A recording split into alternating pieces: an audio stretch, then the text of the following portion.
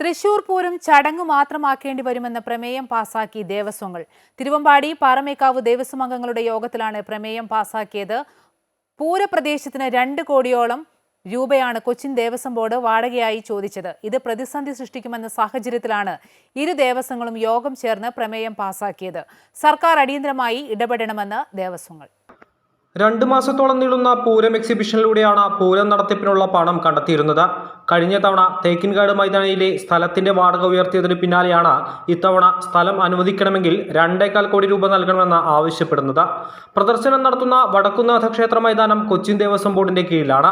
ഇപ്പോൾ CPM ആണ് board ഭരണം നിയന്ത്രിക്കുന്നത്. പ്രത്യേക കരാറുണ്ടാക്കി അതുപ്രകാരമേ സ്ഥലം വിട്ടു നൽകാനാകൂ എന്ന നിലപാടിലാണ് ദേവസ്വം ബോർഡ്. ഒപ്പം പ്രതിവർഷം 10% വർധനവും ഉണ്ടാകും. ഈ കരാറിൽ ഒപ്പുവെച്ചില്ലെങ്കിൽ മൈതാനം നൽകില്ലെന്ന് വ്യക്തമാക്കിയിട്ടുണ്ട്.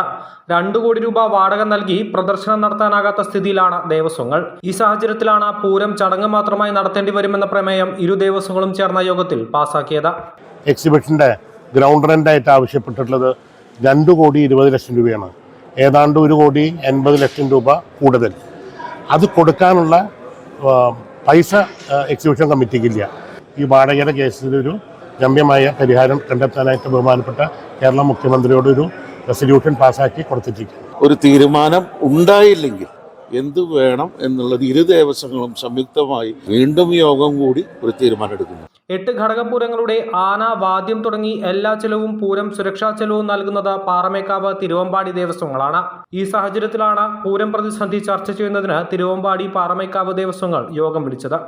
അമൃത ന്യൂസ്, തൃശൂർ.